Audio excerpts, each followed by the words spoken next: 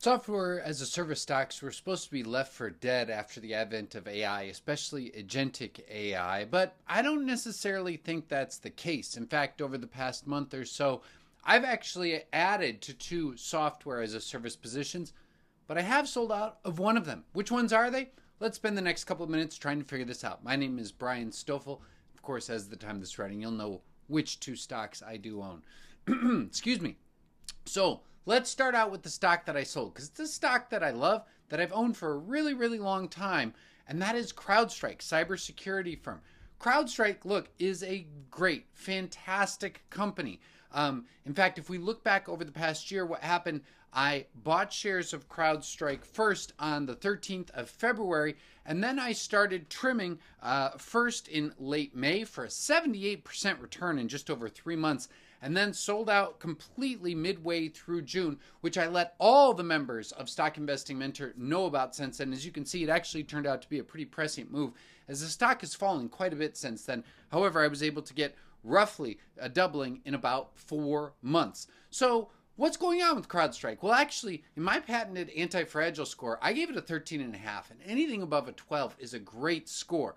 This is a company that has a lot going for it. There are definitely switching costs when you get all of your cybersecurity services, especially on the edge, from one vendor, and you're using more and more and more, which we know customers are because their net retention rate keeps going up. The switching costs are massive. There are definitely network effects as well, because each additional customer does add value for existing customers, because they broaden the landscape on which potential cyber attacks can occur to a CrowdStrike subscriber, and then others can gain instant immunity. And the number of new products and services that CrowdStrike rolls out is evidence that this company very clearly has optionality. Look, agentic AI attacks are coming, and so I understand why the market is really excited about CrowdStrike's potential. Machine attacking machines, someone's got to guard all of it, and CrowdStrike is the cybersecurity firm that's going to provide a lot of that protection, especially on edge devices. They own the endpoint. However, it was priced for perfection. It was really, really priced for perfection. And to that, let's go to reverse DCF. So what I've done here is I pulled up valuation for CrowdStrike. And here's what I'm going to do. I'm going to give the company a 3% terminal growth rate, a 10% discount rate. I'm going to even optimize these free cash flow margins all the way up here to 38%. Why? Because management has said they believe that they can have free cash flow margins of up to 38% when fully optimized. And not only that, I'm going to say that over the next 3 years, CrowdStrike can average revenue growth of 23%. So if we give them 23% revenue growth, okay, think about this, 23% revenue growth right now, we give them 3% terminal growth rate, 10% discount rate, and because we've optimized those free cash flow margins, we're now saying that CrowdStrike needs to grow 31% per year in years 4 through 10. Look, that, based on history, is not going to happen. That is not where this company's financials have been over the recent future. If we look at the growth rates right here, what we see is the last time it hit growth rates like that was all the way back in 2023. It has not been above 30% since then. So I just don't think that that is going to happen, and that is why I sold out of CrowdStrike. Of course, it would have been nice if you knew about that when I sold it, which luckily was right at the top. And you can get access to that if you become a member of Stock Investing Mentor. Now, Stock Investing Mentor has 3 different parts to it. It has weekly live 1-hour training sessions. You get 24/7 access to my portfolio. You get 24/7 access to a private online investing community.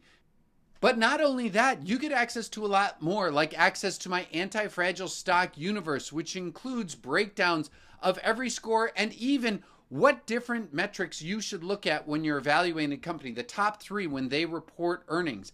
And you every month also get a list of the top 5 stocks that I think I would buy right now if I was starting a new portfolio today.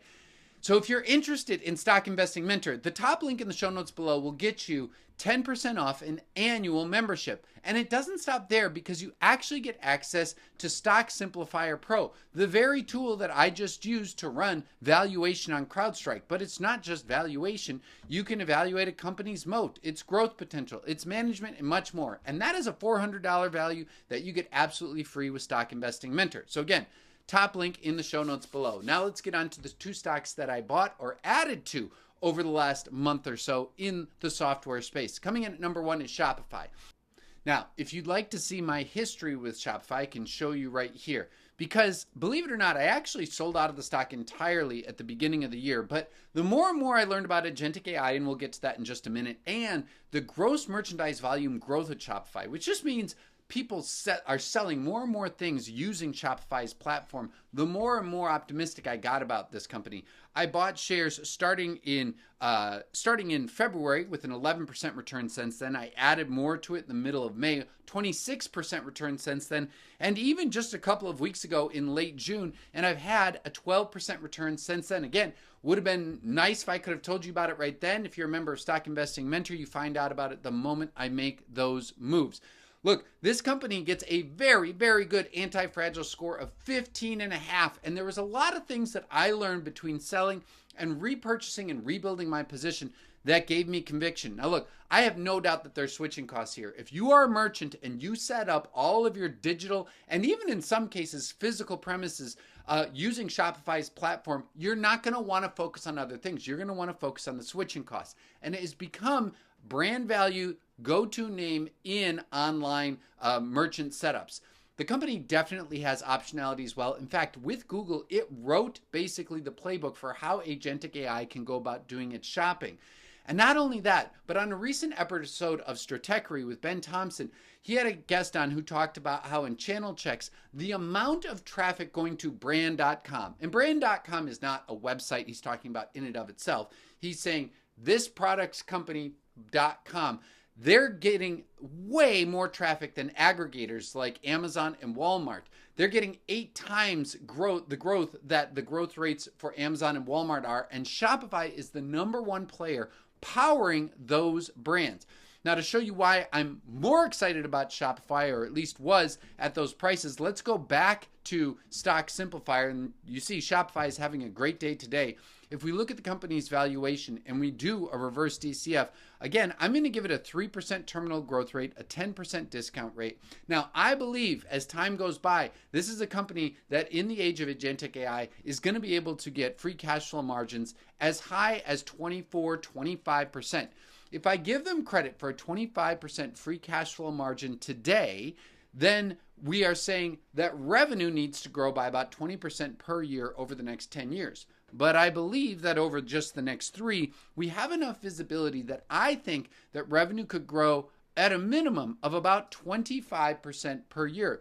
Because look, the age of agentic AI is offering better margins. And the fact of the matter is I think that these independent merchants are going to be able to capture more of the traffic because AI will do a better job of searching, and that will lead to more gross merchandise volume growth at Shopify than the aggregators.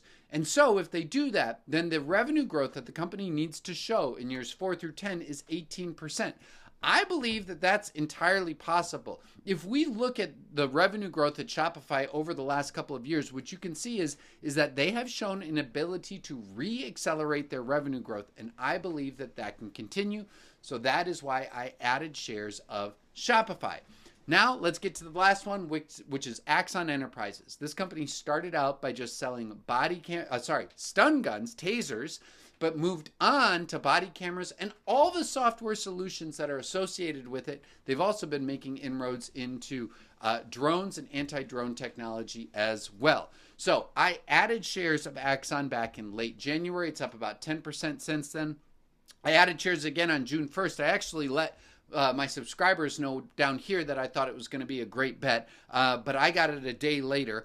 that's okay. It's still done pretty well. Gets a great anti-fragile score, patented score of 13.5 out of 20. Definitely lands in anti-fragile territory. And the only reason it doesn't do better is the company has taken on a lot of debt in order to build out its software solutions, its dispatch solution. It has an AI era bundle that it is rolling out.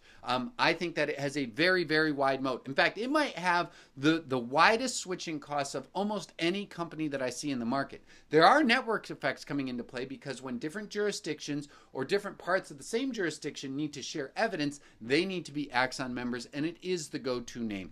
Look, the AI era bundle is going to lift the revenue, especially draft one, which allows police officers to get a first draft of their police report filled out using everything that's collected with the body camera and the audio. But it's not just that. Their drone is a first responder, and their counter drones are really taking off. And I think the big thing is that this is moving beyond just municipal police departments.